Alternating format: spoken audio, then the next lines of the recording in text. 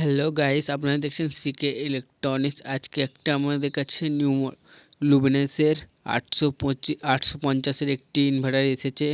এটার মধ্যে যে ইনভার্টারটা দিয়ে গেছে সে বলে গেছে এটাতে কোনো সময় আউটপুটের ফিউজটা কেটে যাচ্ছে এবং মেনও কেটে বাড়ির এনসিবিও পড়ে যাচ্ছে।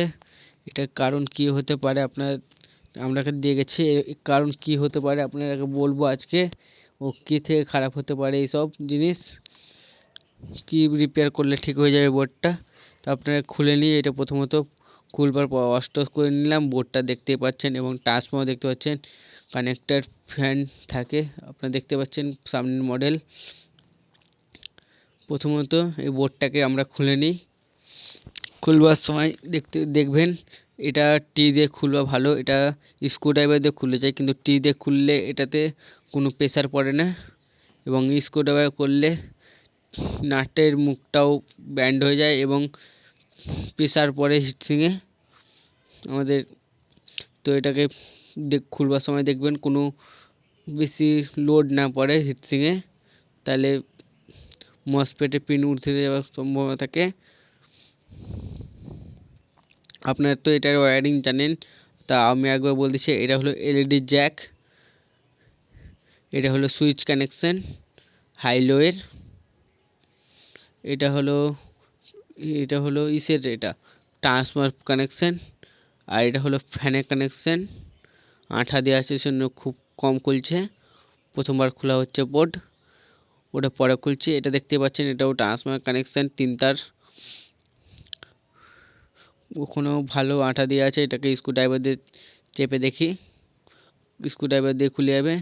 এটা হলো আউটপুট নিউট্রাল এবং ফেজের কানেকশন, এটাকে স্ক্রুড্রাইভার দিয়ে খুললাম এবং চার সাইডে 4টা কানেক্টর আছে, নাট আছে, ওটা খুলে নিতে হবে। এবং নেগেটিভ ওয়্যারটা ওই সাইডে আছে, লাল হিটসিংয়ের পাশে, রেড কালারের অ্যালুমিনিয়াম তারের পাশে দেখতে পাচ্ছেন পিসিবি। পিছন দিকটা একটি মাইক্রো, পিছন দিকে মাইক্রোচিপ আইসি লাগা আছে এবং দুটো এই সাইডে আইসি লাগা আছে এবং 6 ভোল্টের রিলে, দুটি 7 অ্যাম্পের রিলে এবং দুটি কন্ডেন্সার লাগা আছে। আপনারা দেখতে পাচ্ছেন কন্ডেন্সারটা উইক হয়েছিল, যেখানে দেখতে পেলেন দেখাবার সময় হিটসিংয়ের ওখানটায়। তো ওখানে কন্ডেন্সারটা প্রথমত চেঞ্জ করে দেখি, আপনারা দেখলেন। খুলবার সময় দেখবেন কোনো পিন যেন আলাদা রঙের টুকরো না চলে যায়, এটা খেয়াল করে কাজ করবেন।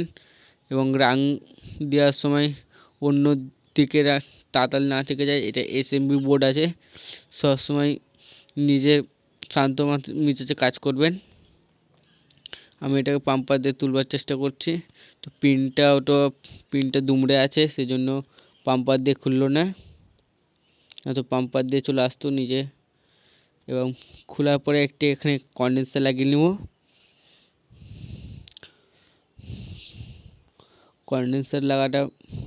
কন্ডেন্সার উইক হলে এরকম রোগ দেখা যায় এবং মাইক্রো আউটপুটে ফায়ারিং হলে লুজ কানেকশন বলে, যেটাকে লুজ কানেকশন হলে এটা প্রবলেম দেখা যায়। এবং ফিউজ হোল্ডারের ভিতরে ফিউজ কেটে কেটে কালো হয়ে গেলে, স্পট পড়ে গেলে, ওখানেও এই কিছুক্ষণ পর পর ফিউজ কাটার সম্ভাবনা দেখা যায়। এটা তো মেন ফিউজ নেই, এটা হলো কন্ডেন্সার এর 5, যেটা বোর্ডে কন্ডেন্সারের মসফেটের লাইন নিয়ে যাচ্ছে, এই লাইনটার একটি কন্ডেন্সার। এটা কন্ডেন্সারটা চেঞ্জ করে নেব, তাহলে হয়ে যাবে। কন্ডেন্সারটা দেখতে পাচ্ছেন উইক হয়ে গেছে, মাথা ফুলে গেছে, আপনারা দেখতে পাচ্ছেন। এটা বদলে একটি কন্ডেন্সার লাগিয়ে নিচ্ছি। এটা হলো কেলটনের কন্ডেন্সার, দেখতে পাচ্ছেন এটা খুব ভালো রেজাল্টও, খুব দীর্ঘদিন ধরে কোম্পানি চালিয়ে যাচ্ছে। কন্ডেন্সারের নেগেটিভ পজিটিভ থাকে, এই দুটি দেখে নেবেন। এটিকে কন্ডেন্সার লাগার পর আমি বোর্ডটাকে চেক করে নেব।